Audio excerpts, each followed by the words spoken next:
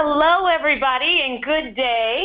Welcome to our webinar on the top tips to start up right. Best practices to launch your business. My name is Tara Palacios, and we've been here in BizLaunch for many years. And we have seen great business. We have seen businesses have challenges.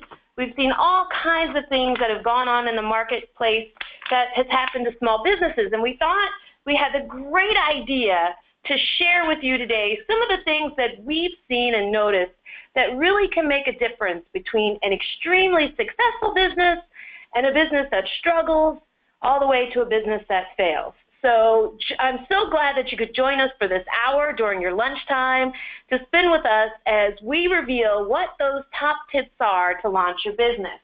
So I am going to go into, let's see, my first screen, which talks a little bit about us and why we're talking about these top tips today.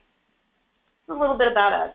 Now, my name is Tara Palacios, and I founded BizLaunch in 2002. Since then, we've seen over 50,000 entrepreneurs have come through our doors, whether it's the workshops that we put on or have been counseled by us, need help with business planning, they've walked through. My background is that before I came to Arlington County, I spent several years doing marketing initiatives for private corporations and publicly funded companies. I really got a chance frontline to see how you brand, how you bring a business to life through a variety of marketing issues. So marketing is what I love, and we're going to touch on some of that today during lunchtime. Just some personal things about me is I love food. I am definitely a foodie, and so when I'm working with new restaurants, if you need taste testers, I'm your person.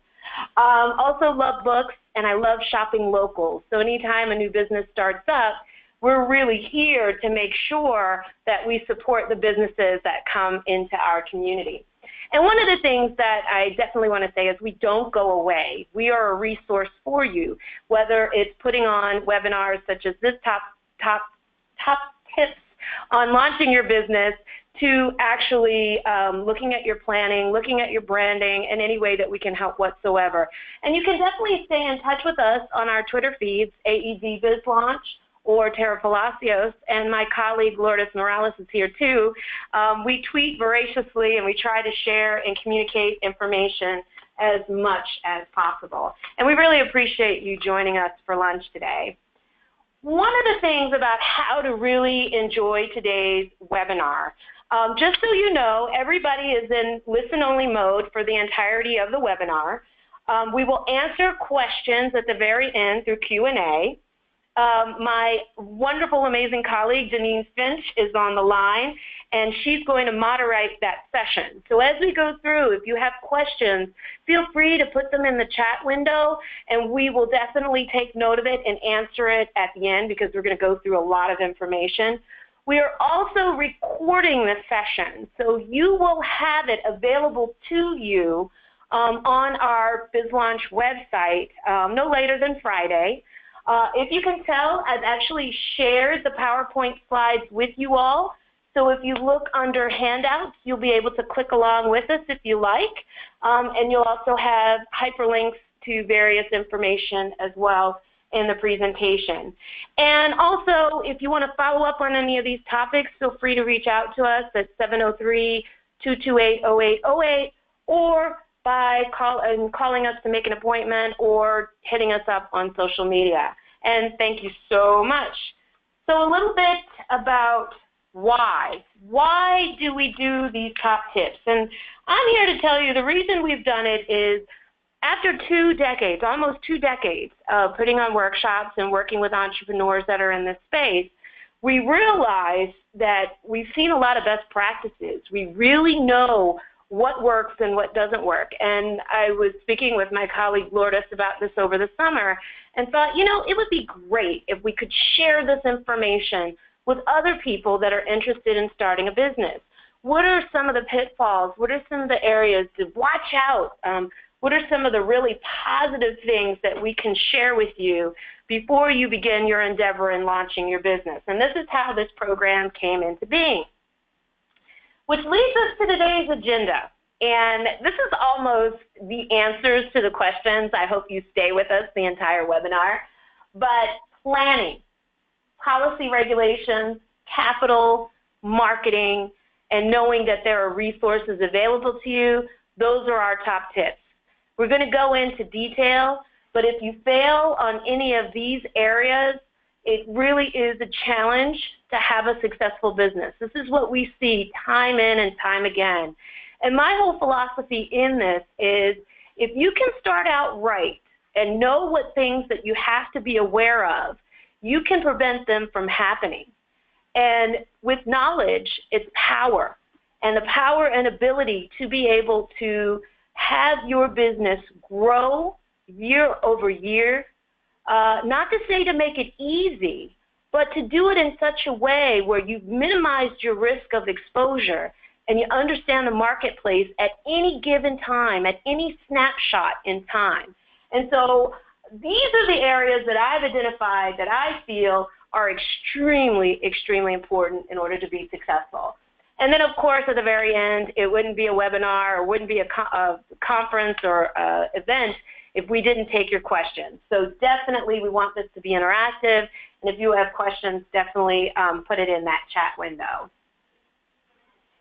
Therefore, the business plan itself. One of the things that I hear from a lot of businesses is they don't like to plan. Planning is not fun. You know, I have this amazing idea. I want to jump into it, and I want to do it, and I just know what I know, and I just know it's going to work, and the market will bear. I will be the next Facebook. I will be the next Amazon. And I'm here to say that really what differentiates extremely successful businesses is making sure that you thought the idea through, that you really planned it. And it's not just on Monday I do this, on Friday I do that. It's a long-term as well as a short-term plan. What I consider the plan to be is you are designing the roadmap of your business. So whatever your goals are at the end of 10 years, at the end of 5 years, no matter what your overarching goal that you want to do with your business, your roadmap will take you there. Will there be potholes in the road? Yes. But if you spend a little bit more money on those great tires so that you can just smooth through the pothole, that will help you in your roadmap to success. And it'll really help you and prevent you from getting into trouble, and also knowing exactly what success looks like and what that means. So therefore, our number one top tip to start up right is to please, please plan. This will differentiate you from your competition. Most of us are living day by day. We think maybe that morning or maybe while it's happening what we want to do. But if you can design your roadmap, if you can really plot things and put it out there, it's a really, really good thing. And so what I say is to start planning. If planning doesn't come naturally to you, like I don't think it comes naturally to a lot of people, you're going to start with an assumption about the market. People will want Tara's widget. I feel strongly about that. There's a need in the market. I'm a subject matter expert, and I know they will want this from me. So knowing that basic assumption, from there, I will develop my vision and my mission. My vision is my overarching vision of what I see my business in being, and my mission is how I go about doing it. Very short, very succinct. It doesn't have to be a lot of words. The more simplistic you can be, the more targeted you are. And it doesn't have to be this overarching, I'm helping everybody in the whole world that has this issue. You want to help a certain segment of that population, which is already existing, and you want to take a portion of that market, and then you grow and you go from there. Another great tip is to make sure that you design a checklist for your business endeavor. Even if you don't know Even on our BizLaunch website, we have a checklist of all the things that you have to consider. What you can do is take the bones of that checklist and create your own based on the many steps that you need to do for your industry sector. So for instance, if you're planning to open up a restaurant and you're working with your architect on designing the kitchen and designing the seating area, you will have a checklist on how long each of those things will take, realistic timeline, and you plug it in your calendar. So you have your checklist that you've developed and designed, and then you put those pieces in your calendar with milestone dates of accomplishment. So if it's you want to open in a year, what are all the things that you have to do in that year to open your doors, or to open your consulting agency, or to open your IT business? So you kind of work backwards and you fill up your calendar. But while you're not making money, it's a really, really good time to sit back and to figure out what that roadmap looks like and what you're going to do when. So not only do you do your short term, which is 3 years or less, you also do your long term, 5 to 10 years. That way, when you start making money and you have all these things in your calendar, it then becomes systematized. You do them over and over again. Now, if there's a change in the market, you're going to want to tweak it. You want to make sure that you still have your pulse on what's going on. There's some major brands I know that are struggling today because the Amazonian effect. You know, a major player came into the market and disrupted and has changed the way things are done. So you want to make sure that even though you're planning, you're leaving time and the opportunity to be able to tweak that or change that in case something is going on in the market. You also kind of want to know before it happens so that you have plenty of time to do something about it. So this is really, as you're beginning to take that idea and build it in fruition, these are some of the key things that you need to do. Now, and also to do that, we have the assumptions about the market, but we also want to do primary and secondary research so that begins to minimize our risks that we're taking, but also to put facts towards that assumption that we have. If you were to do just that bit, you are positioned much better than your competition, because suffice to say, I don't think they're doing this every day. So the research, and more research so that you understand every nuance. And this is something that I see with businesses that I've worked with. The ones that go on and do really well are the ones that understand the ins and outs of the market, that really know who their target market is. It isn't everybody. Target market isn't everybody. It is well defined. You know how those people, when they're breathing, you know when they're awake, you know how they use their cell phones, how to get data, how to get information. Very, very important. As part of your business plan, you also want to think about what you're going to do towards your marketing. How are you going to be the public face of your business? What do your logos look like? What does your branding look like? What does your social media look like? But very important is that third bullet, understanding your costs and pricing. I can't emphasize that enough. Make sure that the price that you put to a product or a service makes it so that you're making a profit and that you're paying yourself and your employees. This is a big pitfall that I see where people are thinking, well, I'm new to this, so I'm going to be the cheapest guy in town. Cheap does not mean success, y'all. Cheap means that somebody's not getting paid, and that might be you. So make sure your pricing is competitive and make sure that it definitely covers your costs and make sure that you're paying yourself. You may, for the first few months, not want to, but if you get into that kind of rut, it is so hard later on to get out of it, okay? And I see this time and time again. Find a mentor. Find somebody that can help you go through and not isolate yourself and help you to grow your business. Have somebody that you can talk to. How do I design my plan? Is my plan feasible? Do you think I have enough research? This is what I know about the market. Now, don't be, when you're talking to your mentor, figuring out ways as to why you don't like what they're telling you, and if they tell you something, to dismiss it. That's a warning sign, because we don't know what we don't know, and if a third party is asking you that has nothing to do with your business, that might be a red flag. So please, please, please, please, please find a mentor and listen. Be open-minded. When you're open-minded, it doesn't mean that you're going to do everything that they tell you to do, because you know what you can do in any given day, but it just means be open to suggestion, be open to thoughts, and that it can be really helpful. Now, a mentor is very different from an advisor.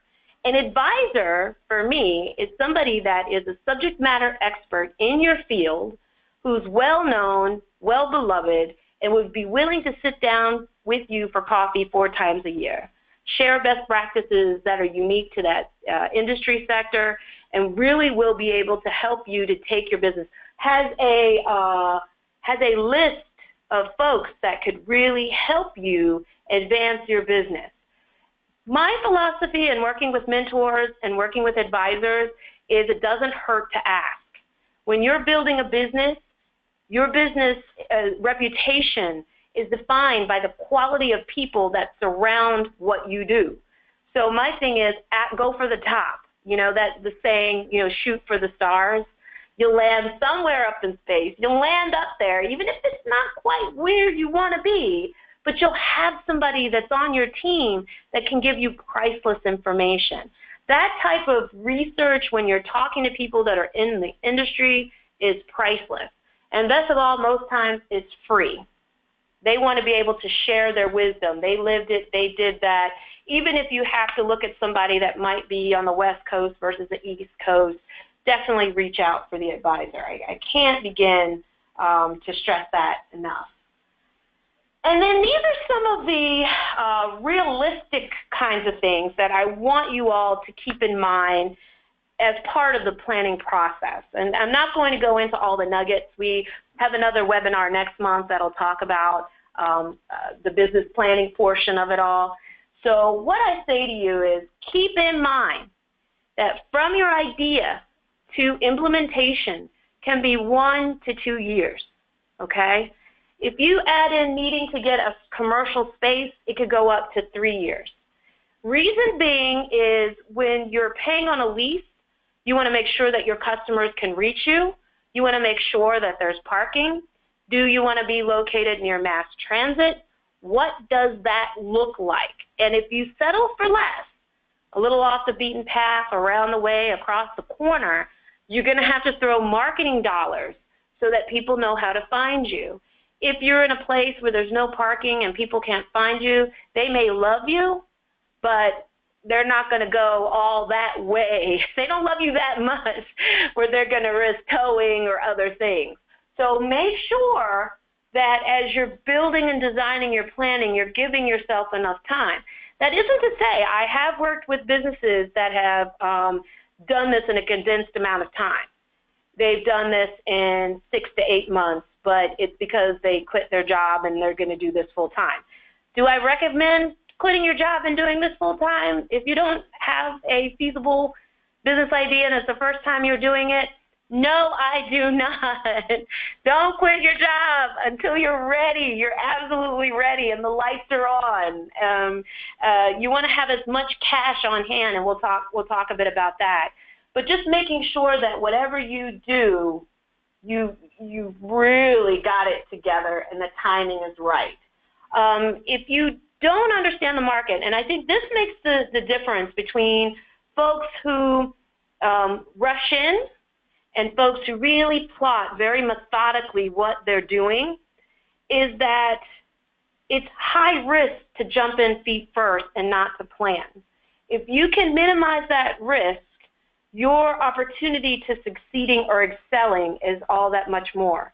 If you don't know the industry sector that you're in, you have to do everything within your willpower to be able to understand that industry sector to minimize your risk of failure. I've worked with a number of businesses where I've told them, hey, look, you may have done this in this country, coffee shop, but the U.S. market is much different. Learn in a small business or learn at a Starbucks, learn somewhere the ins and outs of how you do your business. Then that way you know what the pitfalls are, you know what the target market wants, and you really understand in and out. Maybe you take a year or two to understand that. If you want to start a child care business, for instance, work in a child care facility, look and observe things that are going on and how you can improve upon them and then use that to market. So really minimizing the risk is a huge tip that I could provide to you today in differentiating between high success or high failure. And we don't like failure, we like success. And think apples to apples when you're launching. For that, in all that you do, when you're looking at taxes, when you're looking at different things that are out there in the marketplace, make sure when you're comparing or when you're looking at your research that you're looking at it in a most even playing field as possible. And I think that really, these are really areas to keep in mind and to do as you move forward. Which leads us to a most famous quote from Nelson Mandela, and I thought that this quote is amazing as a part of the business planning process. It always seems impossible until it's done. You will be amazed if you put in the time and the energy to do the planning. I know in a way I'm making it sound easy, but if you go about it in a methodical way, you will create something that is well worth people sticking to and sticking around. So those are my tips on planning. If you do plan, you have really done something that a lot of the other competition has not done, and it allows for longevity of what the enterprise that it is that you're seeking to do. Which leads us to top tip number 2. Now, I know we had Nelson Mandela quoted there, but this is a quote that is coming directly from me that I think is really part of what you need to understand and embrace in starting up your business, and that is understanding all policies, understanding all regulations. Working for a municipality, to me, a lot of people skip this step and then they get themselves in trouble. Really know the rules and regulations. In my quote, understand the rules of the game so you can play to win. You know, I never do good with some of the board games, Monopoly, but when I read the rules and I understand what I can and can't do and how I can buy and sell and do, I win the game. And so this is what I beseech you to do, is to understand how your company is regulated. What type of sign can you put up at your business? What types of advertisements can you put in the window? If you know these things ahead of time, it won't come as a surprise if a regulator visits your establishment and says, oh, I'm sorry, that sign's too big. You're going to have to order another one for another $4,000. We don't want that to happen. We want you to know what those policies are straight from the beginning. So you may ask yourself, oh my God, I hadn't thought of that. What should I do?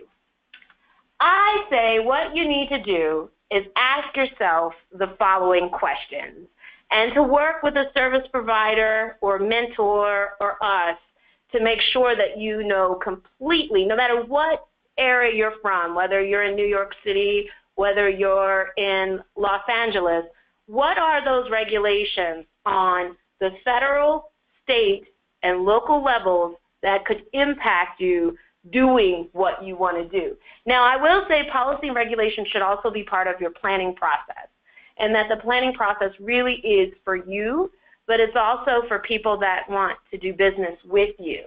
So you want to make sure if there are any rules that are out there, if there are any things that you need to do, that you really understand what those are.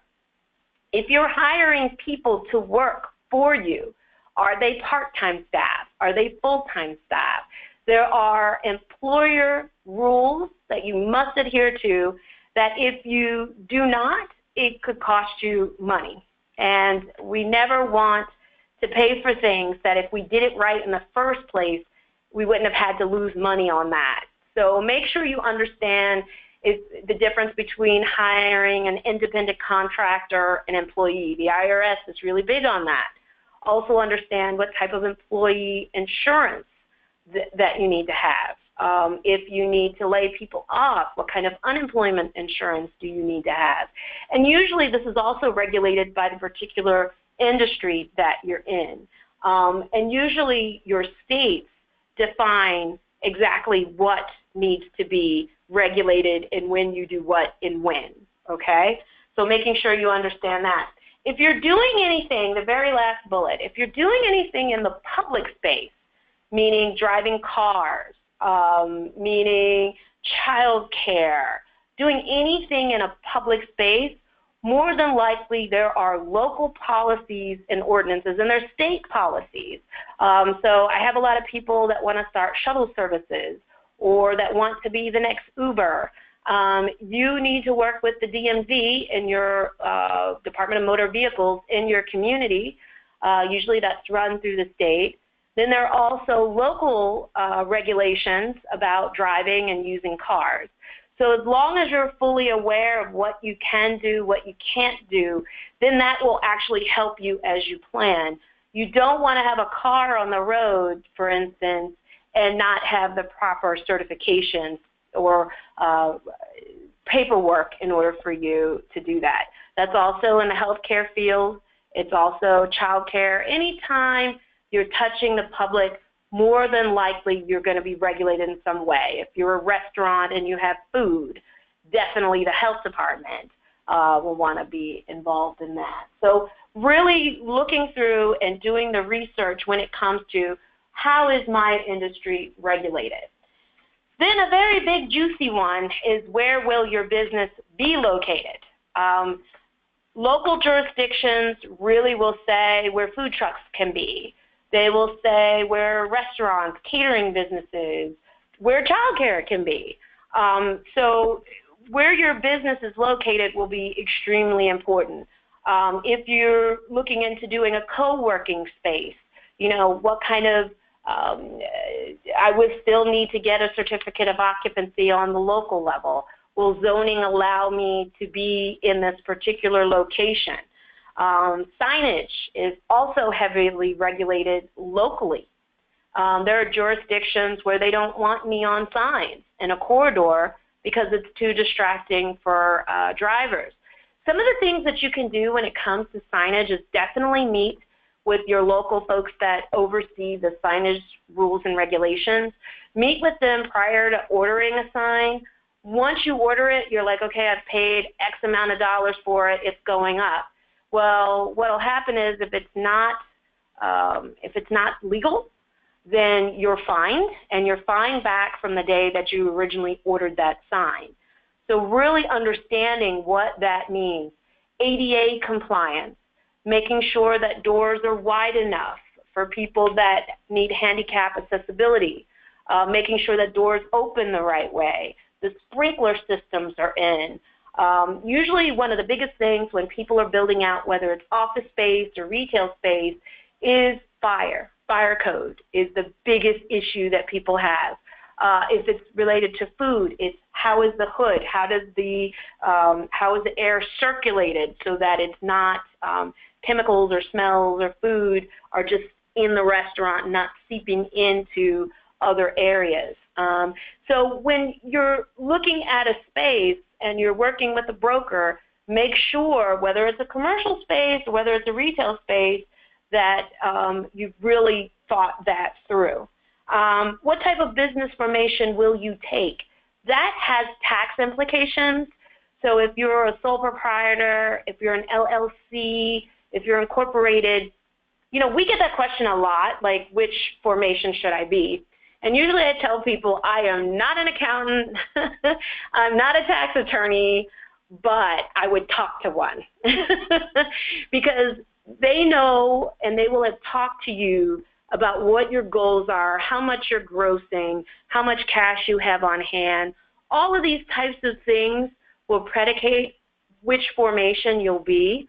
There are some rules of thumb. Easiest formation, of course, is sole proprietor. If you want to sell shares or if you want to go public at some point, incorporation is the best way to go. But this is all part of your planning process. You may decide the easiest formation to do right away is to be a sole proprietor. It's quick, it's easy, I have a contracting opportunity, I can jump in. But as time goes on and you're bringing in employees and you want to add partners, you may then decide to be a limited liability company because that makes the most sense. But you can plot it during your tip number 1 and figure that all out, so when it comes time down to talking to your accountant or your tax attorney or whomever, you know what exactly type formation you need, all things considered. Which leads me to something where I'm going to make a big juicy screen about taxes. Taxes are extremely important. You must understand them before you start. Did you hear that? You must understand them before you start because you risk compounded interest back to whenever you first started and or jail time. And we don't like that. So make sure you totally understand them, you know them, you pay them. You may not necessarily love them. That's why I didn't totally put that as a bullet. But really make sure you understand when they're due. Make sure that you've got your business license, no matter which jurisdiction. Jurisdictions it's not always apples to apples on what they tax. What you want to know, if you're trying to consider, do I start in Maryland, D.C., or Virginia? And what you need to do, back to that apples to apples scenario, different jurisdictions tax on different things and have different requirements. What you as the entrepreneur need to know is exactly what those local taxes look like that could have a big impact on what it is you do. This is also where your accountant can help you to decide which jurisdiction makes the most sense, all things considered, from a tax liability standpoint. So when you're trying to compare jurisdictions, what you want to do is ask them all the same questions, depending on how much you gross, to make sure that you're looking at it on an even playing board. They all don't charge the same taxes, and just because one has a car tax and the other doesn't mean that there's not another tax that you may be responsible for. So really understand the local taxes and the federal and the state and how that's going to impact your business. And so those are all the policy regulations area that is a definite top tip that I think everybody should be mindful of, which leads me to the almighty dollar, which is what business is about, which is even nonprofits are about. It's raising capital, making sure that you're doing all that you can in order to build your business. When people say to me as they're starting out, I'm just doing this for fun, or, I don't need any capital, I have enough. I am here to tell you, Toys R Us does not have enough. Under Armour does not have enough.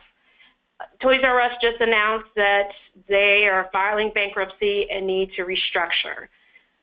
What you want to do when it comes to capital is to go for funding when you don't need it, where you're in a position to leverage, when you're not overly leveraged and you have the ability to show the best face possible. Because if not, it's so much more. We had a gentleman who was into contracting, and he had received $1 million contract from a federal agency. He had gone after this particular opportunity. What he didn't realize, and he had to hire like 100 people. I mean, it was a major, major contract. It was a multi-million-dollar opportunity. No bank would lend to him because he didn't have past performance. He didn't have the ability to respond to the contract because he didn't have enough capital to be able to hire enough people. So you want to make sure that you get the money and have something in the coffers before you go forth, okay? Nothing on a wing on a prayer. Remember, minimize that risk. Minimize, minimize. So number 3 top tip capital. It's all about the mighty dollars. And what does that mean? We go back to tip number 1, planning, because we're all kind of interlaced in this. It's all connected in some kind of way. But how much do you realistically need in order to succeed? Realistically. It's not, I could use 50, but what I really need is 100. But if you give me 25, I'll make do. No, no, no. Capital is understanding and being truthful to yourself and how much you need in order to do everything in order to succeed. It's what is that magic dollar? You have to know where you're going to access that capital. Is it from friends and family? Is it from a bank? Is it from a community bank? Is it from a credit union? Where is this capital coming from? Do you do a crowdfunding campaign? What does that look like? Figure out what that financial landscape looks like at any given time. What I always tell folks is develop a strong relationship with your banker. Have them know exactly what it is that you do and tell them about wins. Tell them about wonderful things that are going on with your business. Keep them in touch. So that way, when it's time for you to go after a contract, it's time for you to build out a restaurant, they know you. They've tasted your food. They've seen the opportunity. They've seen you written up in the local paper, maybe all now. They know exactly what it is that you're doing, and it's not like I'm a stranger going to a bank asking somebody I don't know for money. It's much easier to ask for money if I know you and I know about your kids. I know you personally. I know your business than it is if you're just walking off the street.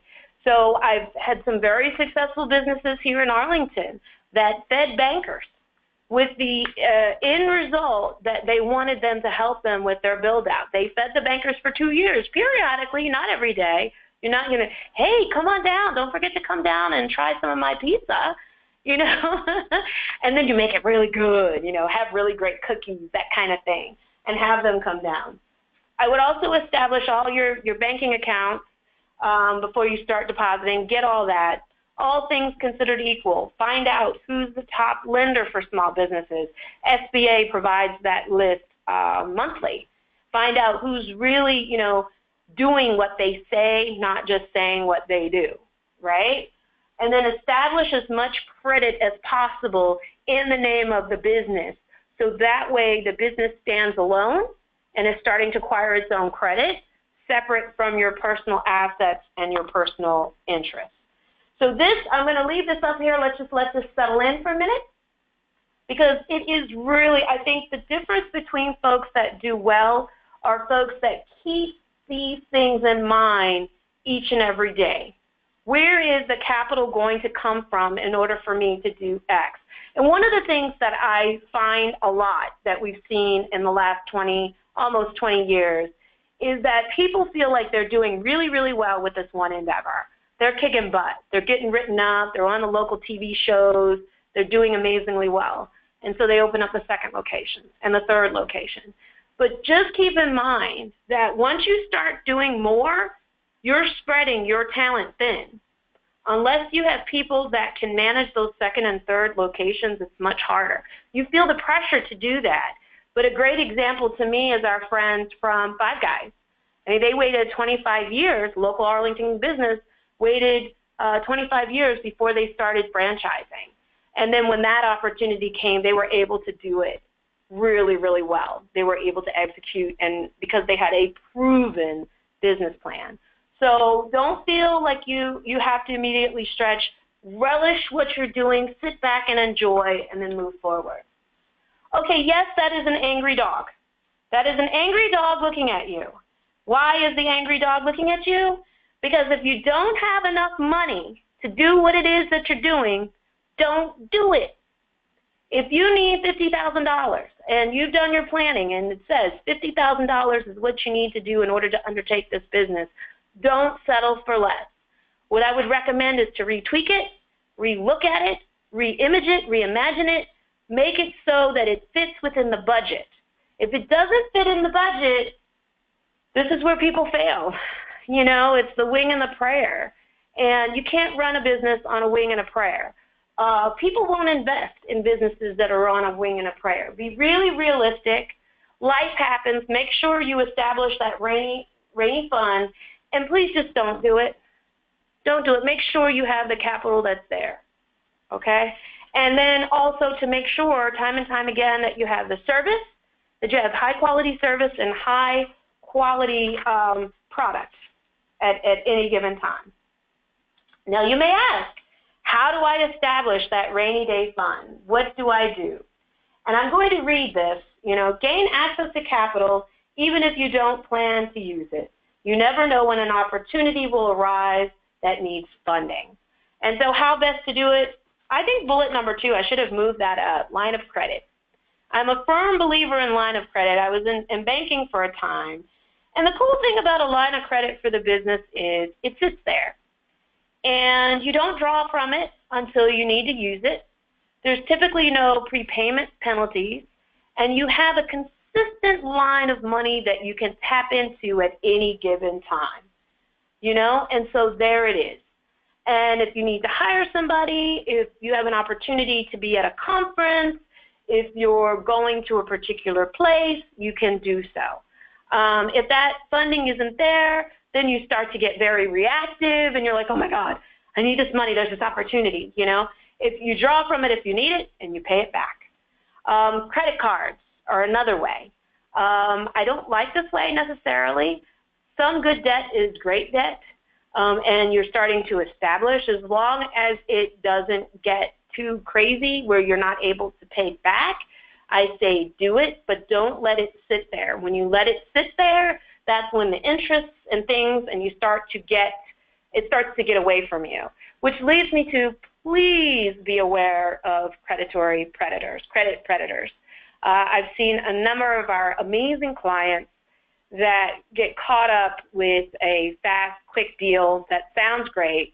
If it sounds too great to be true, it's too great to be true.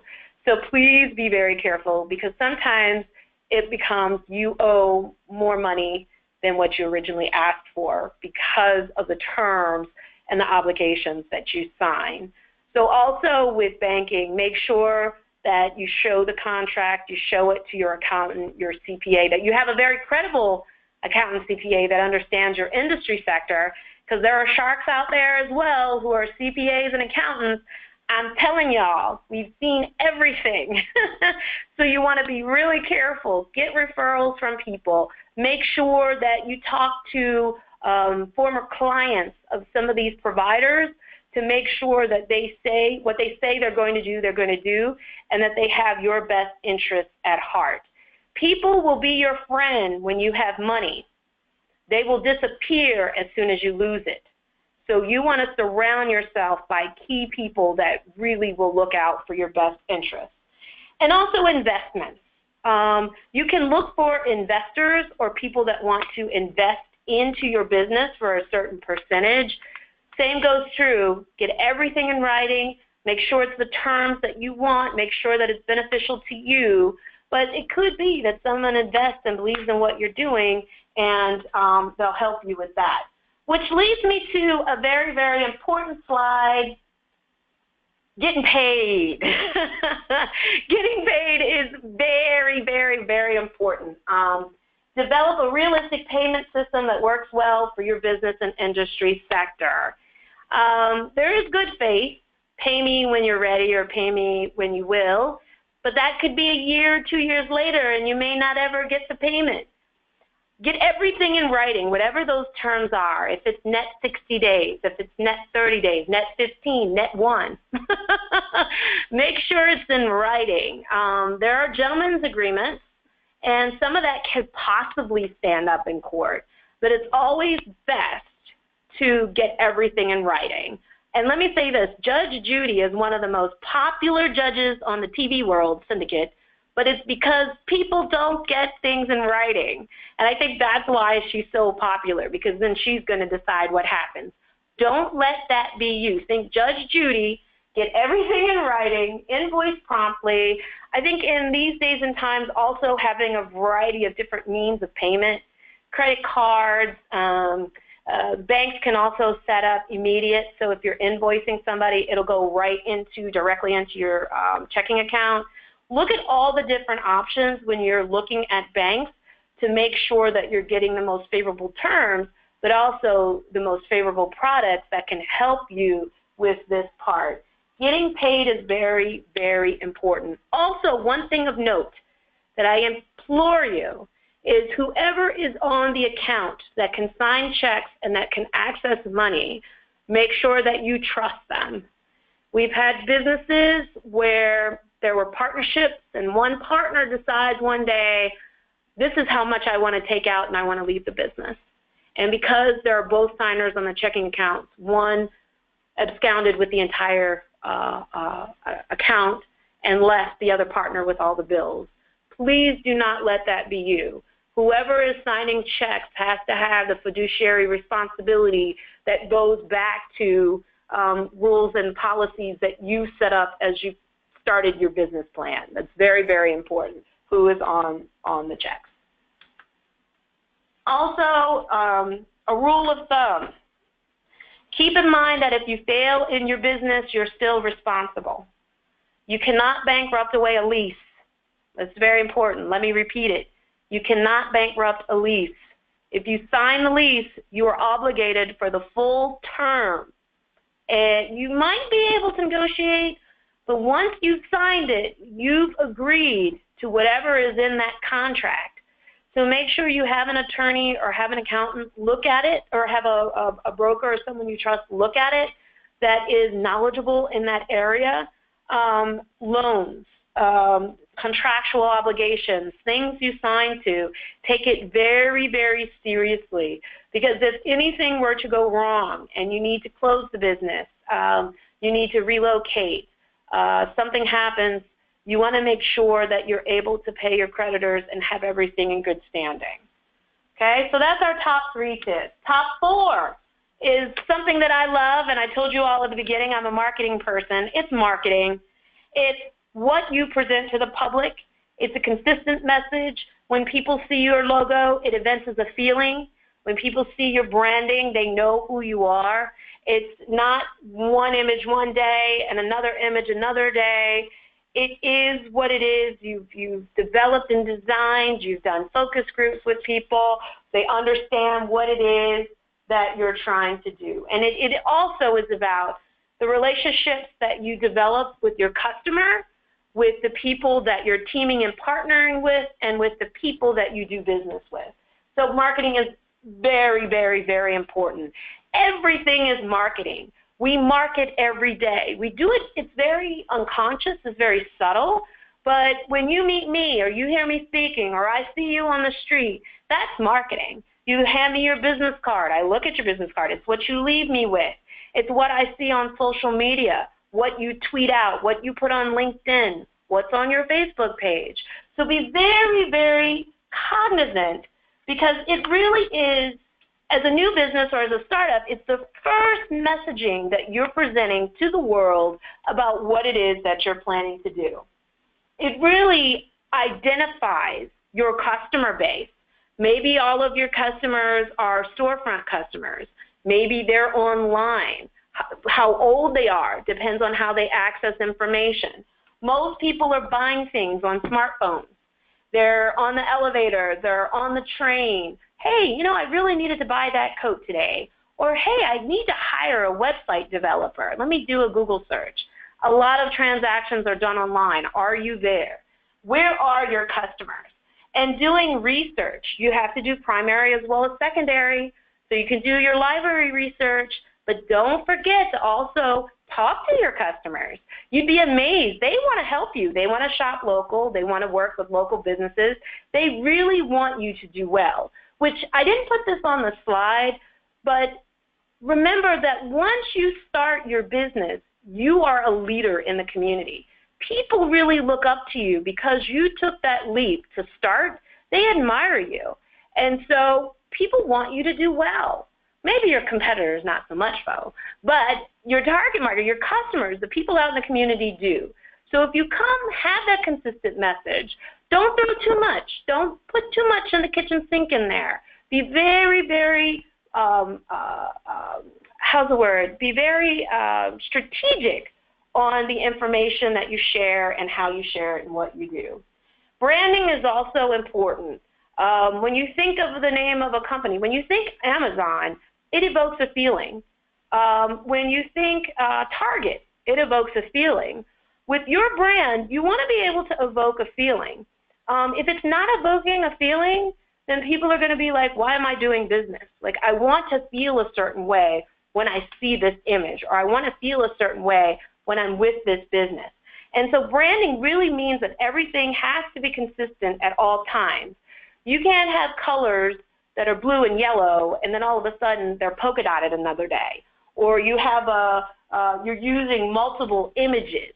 It's harder for people to then be able to equate your brand with your business. And also, when you're doing marketing, have a year-long strategy as to what you're going to do. If you join a chamber of commerce, if you're part of an industry, have a year-long's worth of activities. So it's not like, usually there are annual conferences in industry sectors. What we do in economic development to save money, because there's a lot of activity and it can be very costly, go as an attendee, work the showroom floor, pass out your cards. Do this for a few years and then get a table. Do a more of an investment if that conference is going to bring you back business. So when you're doing marketing, you always tie it to a call to action, to people to go to your website, for people to get more information. It's not a one and done. It is developing behaviors within your clientele consistent over time.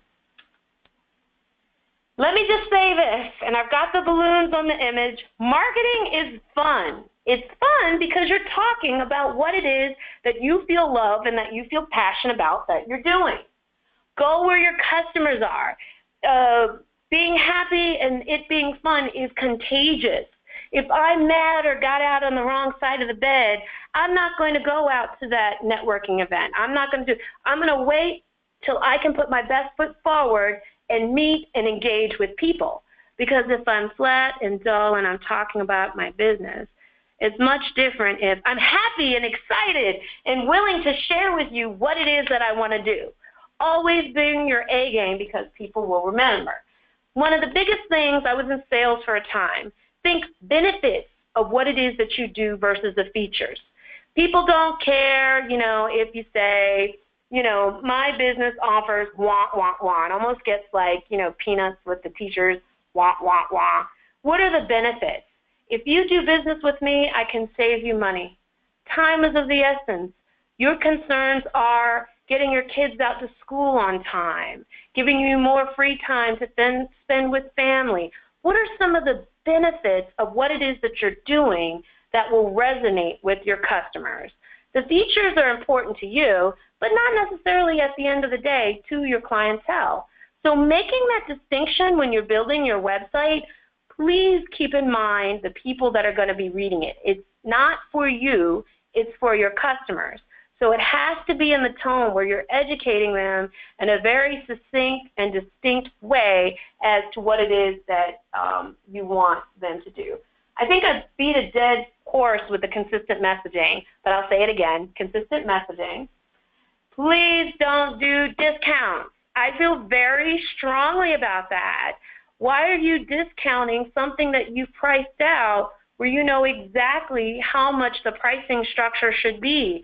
Once you start discounting, it teaches your clients that you're a bargain. You can't get away from that.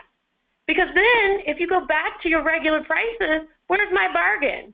You get short-term customers, not the kind of customers that you want that will buy from you time and time again.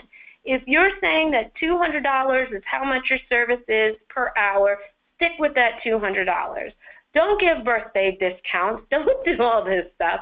You may have the luxury of doing that as you grow, but as a new startup business, you might feel compelled that at the end of the day, is you want the customer that believes you're bringing high quality, high service, and they're willing to pay for it.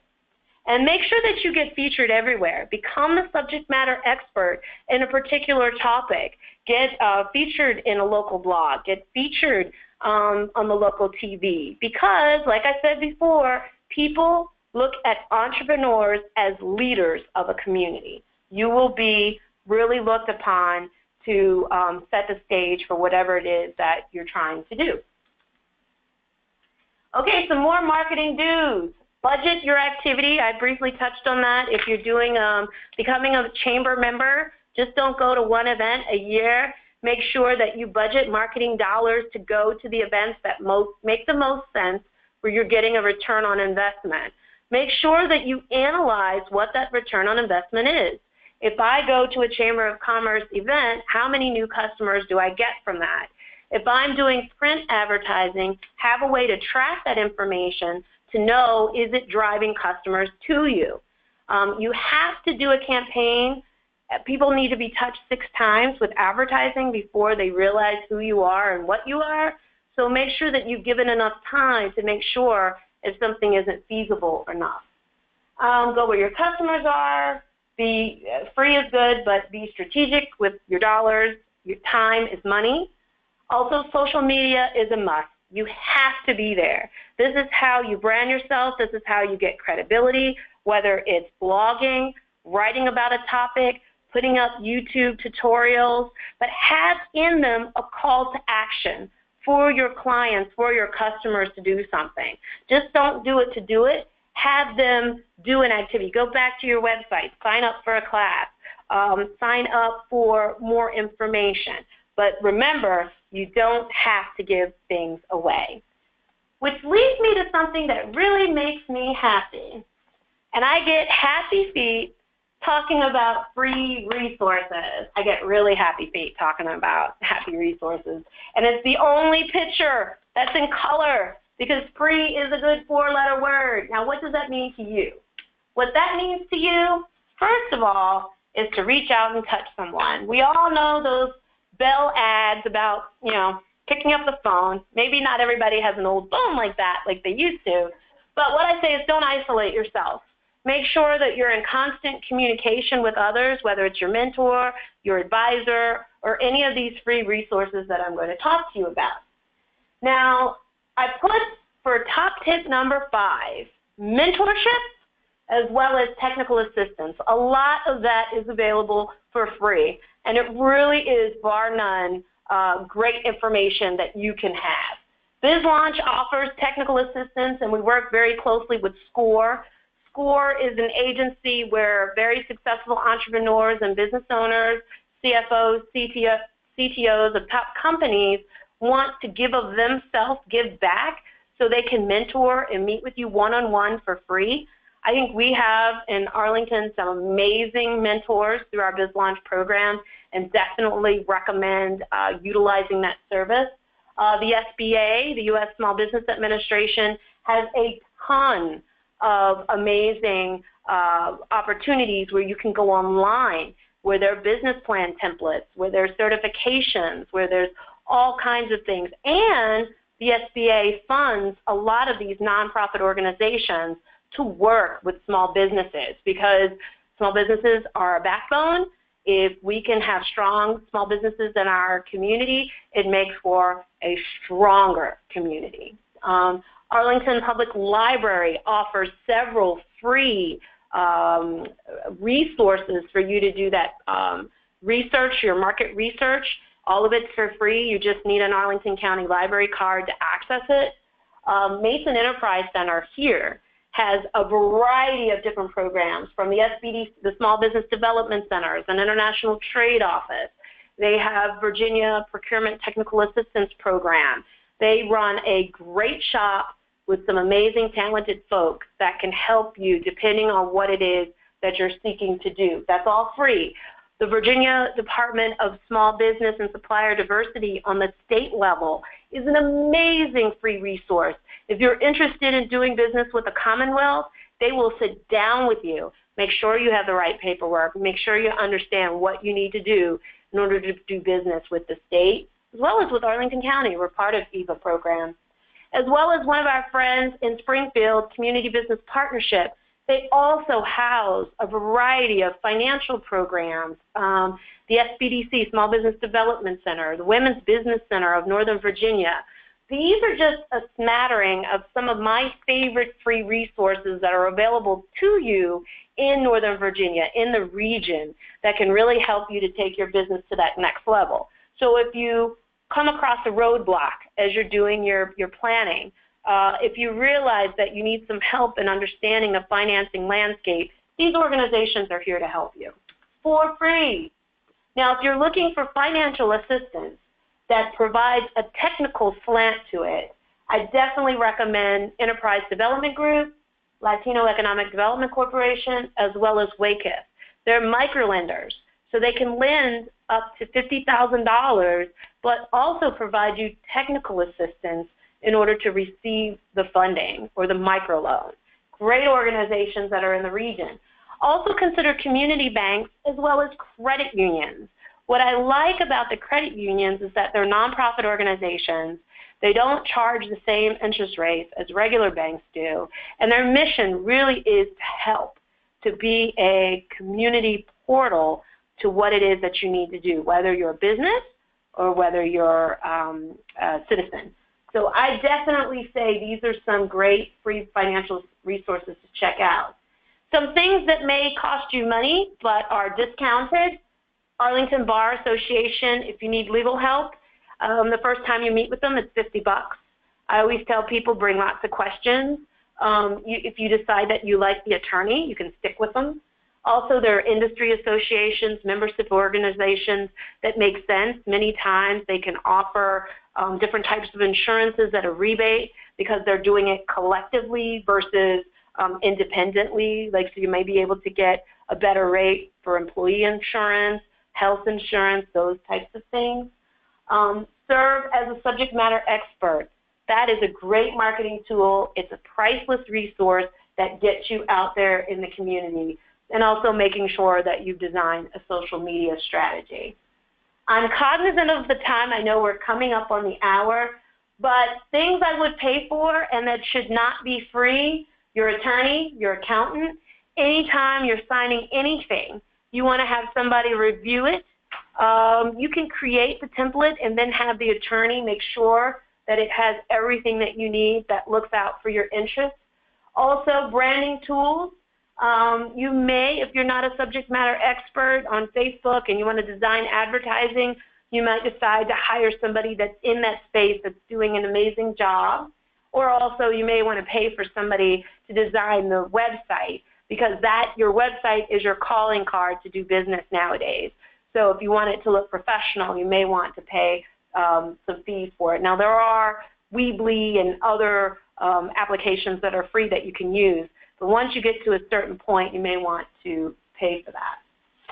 Which leads me to our good friend Walt Disney. If you can dream it, you can do it. And I really believe if you picture yourself as an entrepreneur, if you understand the landscape and what that means, you'll be able to accomplish your goals in a perfect, great way. And I think when Walt Disney first started out, I don't think he thought or knew that Disney would be where it is today and branded in so many different ways. With that, I thank you. Definitely stay in touch with us. We have a ton of activities that are coming up in the next few months. We actually have a free social media event coming up next month on October 19th. We're going to be working with our friends for SCORE to do 2 webinars on business planning. So really looking forward to you all and seeing you soon, and good luck with your endeavors. But before I go, I did promise that if there were any questions, we'd have the opportunity to take those from you today. So I'll throw it out to my good friend Janine and see if we have any questions out there in webinar world. All right. Hey, Tara. Hi, everybody. Thanks for hanging out with us. We do have a few questions. The first one is where can I find information on market research? You mentioned the library, Tara. I wasn't sure if there's any other locations or resources that you had in mind. Oh, yes, totally. The library is amazing because they have a business librarian that can actually she takes appointments. Her name is Alexandra Fox, and she can meet with you one-on-one. It's a great way to get resources. The other thing that we have that's here in the area, George Mason University has access to their School of Public Policy, where you can get industry-specific information about what it is that you're doing. I would definitely, it costs almost $1,000 if you get it independently, but if you go to the library that's right off of Fairfax Drive, you can sit down and pull up industry-specific information and save it to your flash drive, which talks about the future of the industry. It drills down into opportunities, threats, weaknesses. It does the whole 9 yards. The next thing I also would say is we here in economic development have access to a lot of data specific to Arlington. So I recommend folks to get in touch with their economic development office if you're interested in doing business with the district or with Maryland. Reach out to their economic development agencies. They have all the stats about population, growth, opportunities, what a certain community is known for. Economic development organizations can be powerhouses as well as local universities. And the universities are typically tied with entrepreneurship endeavors to help local small businesses. You can also reach out to universities to get interns. We've been getting interns to help us with our endeavors since BizLaunch started. And today's interns are really well prepared to be able to help you. Also with social media, they get that. The new students get that, and they can help you take your business to the next level. All right, that sounds good. And then a two-part question. What is the best way to find an accountant or attorney? And as a follow-up to your last segment, is there a source of sample legal agreements that would be a good place to find them, or where would be a good place to find them, or do you have some? Okay. What's cool is through SCORE, we've used them in order to find accountants. They also have mentors that are accountants and CPAs. The cool thing when you work with SCORE is that you can tap into folks that are across the country, industry specific, that have key areas that they can help you in. Also, the Chambers of Commerce, I've also used their lists to make recommendations. There's CPAs and accountants that are listed there. They're local. A lot of the industries that are reflected in the community are at the chambers, and you can reach directly out to them. I would ask, whenever you're working with an accountant, to make sure that you get at least 3 referrals from them, from clients. So you can talk to the clients about how quick are they to respond. Do they really understand X, Y, and Z? Would you recommend me to work with them? That will take it to the next level as you're looking to find an accountant to work with. But typically, chambers, other membership organizations, industry associations have recommendations of people that are well known in a particular area. It goes back to the apples to apples scenario. For legal agreements, I would definitely use the SBA's website. They have vetted a lot of their templates that are online. You can use them for free. You can save them. And with SBA, I feel really comfortable because they vetted a lot of that information because they are the federal government. But what you'll want to do is then take that agreement to your attorney so that they understand your specific circumstances so that they can help you to respond in a knowing way about what it is that you want to do and things you feel comfortable with and not comfortable with. But I would definitely use the SBA templates that are available online for free. All right, thank you, Tara. I think that's all I have for questions. Okay, great. Well, thank you all again so much. I really appreciate it. Until the next webinar, seminar, conference, Good luck in all your business endeavors, and we look forward to seeing you real soon. Thank you.